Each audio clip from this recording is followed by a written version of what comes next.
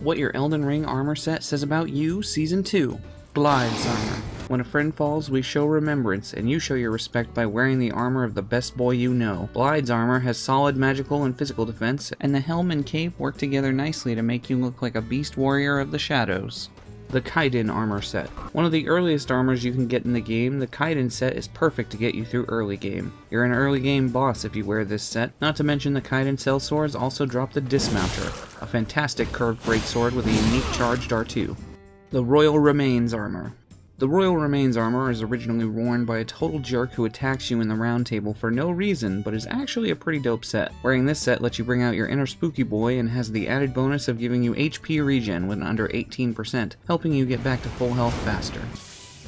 The Black Knife set. This armor has a unique translucent cloak that muffles the sound of the wearer's footsteps like the Creepus Vile talisman, and it looks pretty dang cool while doing it. The perfect armor for invaders and stealth playthroughs. With this armor you live out your dream of having been there on the night of the Black Knives.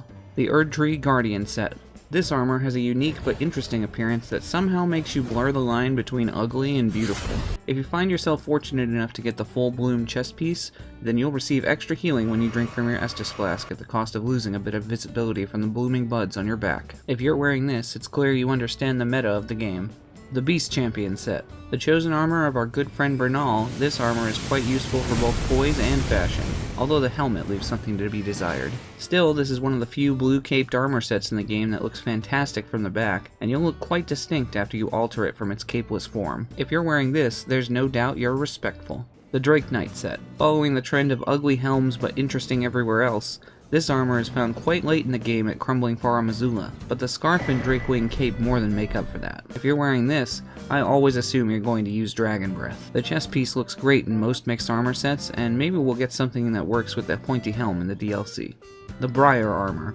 As a fan of Kirk, the Knight of Thorns from Dark Souls 1 and 3, I'm glad to say the Brier set does this line justice with a nicely designed set that does damage to anything you're touching when you roll. If you're wearing this, I either assume you're an old school Souls fan or you just really dig the Mirai's Executioner's greatsword. And I love that thing, so I can't say I blame you. The Godskin Apostle set. Skinny Snack Boy is here to say Godskin Peeler go burr. If you're wearing this, you're probably duo cosplaying with the Godskin Noble, and you got the lucky draw of one of the best weapons in the game. Too bad you have to ruin your nice white duds with the blood of your enemies. The Godskin Noble set. Big Boy lost some weight and is desperate for a nip tuck, but he just wants to lose that last 20 pounds first. The Godskin Nobles and Apostles wear the literal skin of the gods they've slain, and have some awesome weapons and the Black Flame incantations that are surprisingly effective. Can't wait to see the Godskin Quartet in the DLC. The Preceptor set. Sullivis, the scumbag sorcerer working for Ranni with serious consent issues, his armor doesn't represent you as a person, but we're probably still going to keep you away from Lady Ranni anyway. The Vulgar Militia set. This armor looks somewhere between great and silly, but given that you have to farm it, I automatically assume you know your stuff when it comes to this game. Black leather armor with a strange helm and all the bells and whistles to make Final Fantasy fans squeal, this armor could easily be called the second best black armor in the game. The Dungeater armor. What's your name? I'm a scat man. Fuck you. This armor is one of the only red armors in the game, and even though it has ugly sores all over, at least you get a sweet necklace at the cost of cursing all life for generations to come. But hey, you gotta break a few eggs if you want to make an omelet. The Zamar set. Another ugly helm with cool armor, but hey, designing armor is hard, right? Still, the chest piece specifically looks fantastic in almost any set, so represent the hero of Zamar with the frosty attitude you do best, King. The Fingerprint set. Vike was the closest to becoming Elden Lord, but he made the mistake of meeting the Three Fingers with his armor on, preventing him from receiving the full power of Frenzied Flame. Lucky for us, his mistake made an amazing armor set without a flaw in sight. You've got to be a flawless mad lad if you're wearing this set. The Raging Wolf set. Vargrim the Raging Wolf feels like a bit of an afterthought, despite having been used in all the trailers for the game, but man does he have some sweet armor. With or without the cape, you can't go wrong with this set, and if you're wearing this, everyone looks at you in fear of the main character.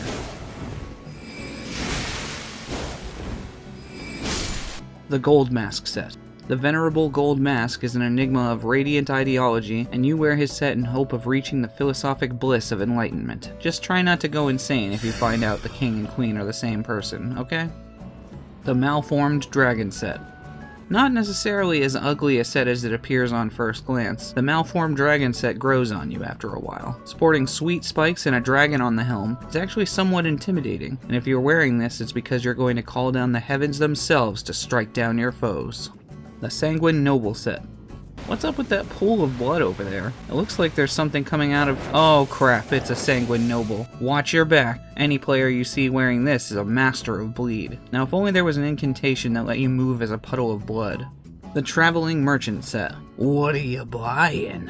Whether you need recipes, arrows, crafting materials, sweet tunes, or even just good company, anyone in the Traveling Merchant set has you covered. My only real question is, what do they eat, since several of them clearly have items we would call food, but they say they're starving. Maybe they're a little madder than they're letting on, so be careful out there, and don't you dare go hollow. Is that a Dark Souls 1 reference? Might be. You know Dark Souls. Yeah, Still finding out new stuff about you. that's the adventure. There's a nerd in there. Maybe there is. I might bang her later. How about a nice PvP? I prefer banging. The Hoslow set. The story of House Hoslow will be told in blood, and this is one of the most evil-looking sets in the game. Although most players say they prefer Dialos's Helm, I actually think this set has a uniquely sinister look, like a noble family made up of assassins. If you're wearing this, you're a red of the Volcano Manor through and through. The Scaled Armor. The Scaled Armor is obtained through the first Volcano Manor quest and is surprisingly useful for being such an early armor set to obtain. If you're wearing this, it means you understand the mechanics of the game well, and you know you'll need poise as soon as you can get it. Plus that blue cape looks fantastic as you ride into battle on the path to becoming Elden Lord. The helm isn't much to write home about, but at least it isn't as offensive as many other helms in this game are. Ranni's Robes. The Snow Witch set is the best for frost magic since it gives you a 10% boost to cold sorceries. If you're wearing this, I know you killed Blythe, you monster. Give him back. He was my buddy. The Azer Glintstone Robes. Ever wanted to Kamehameha your enemy to death in 5 to 10 seconds? Well, this set turns you into a magic master by boosting the power of Comet Azure, Glintstone Comet Shard, and the Comet Sorceries. But it has the serious drawback of increasing the FP cost of all spells by 15%, so make sure you have the Cerulean Hidden Tear in your Physic and Terra Magica underfoot for the true wizard experience. The Depraved Perfumer set. Alright, now here's a set for serious cosplayers. You would think the set would boost the effect or duration of perfumes and aromatics, but to be honest, they're already really strong if you know how to build for them, so they don't really need any help. Just don't get stuck slow walking at your foe by taking the Iron Jar aromatic while they're still a little too far away. Fia's set. Great champion, will you allow me to hold you briefly, if you know what I mean? Fia's set is that of a lady to be protected, and if you're wearing it, you'd better believe I'm on the lookout for Deathblight. Just let her hold you and she'll copy your character, adding you to the immeasurable list of her champions defending Godwyn in the Deep-Root Depths. The Bloodhound set.